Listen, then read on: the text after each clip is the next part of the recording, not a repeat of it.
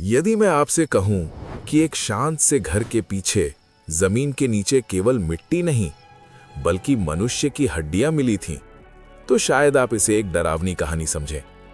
लेकिन केरल के एक इलाके में ये कहानी नहीं, हकीकत थी।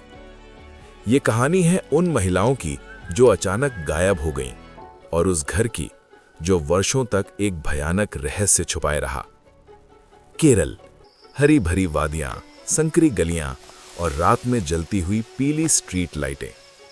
यहां जीवन शांत था, धीमा था, लेकिन कुछ वर्षों से लोग एक अजीब बात महसूस करने लगे थे।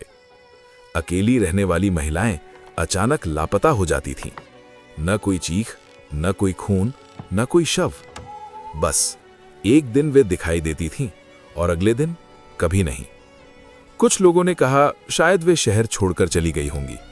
कुछ ने सोचा पारिवारिक विवाद रहा होगा। लेकिन हर मामले में एक बात समान थी। हर महिला के गायब होने से पहले उसे अंतिम बार एक ही घर के आसपास देखा गया था।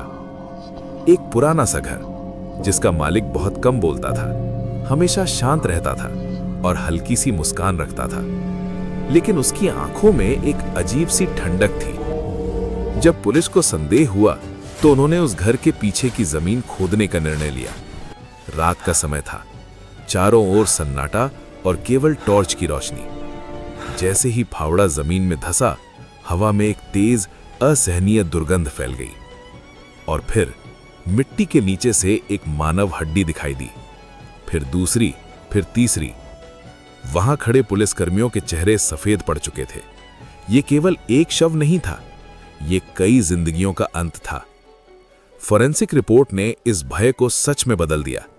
ये हड्डियां उन्हीं महिलाओं की हो सकती थीं जो वर्षों से लापता थीं। सबसे डरावना प्रश्न ये नहीं था कि उन्होंने क्या किया, बल्कि ये था कि ये सब इतने वर्षों तक छुपा कैसे रहा। आज वो घर बंद पड़ा है, कोई वहां नहीं रहता, लेकिन स्थानीय लोग कहते हैं कि रात के सन्नाटे में वहां की जमीन से अजीब सी हवा उठती है, जैसे कोई कह रहा हो, हम अभी भी यहीं हैं। सच और डर के बीच की रेखा कभी-कभी बहुत पतली होती है।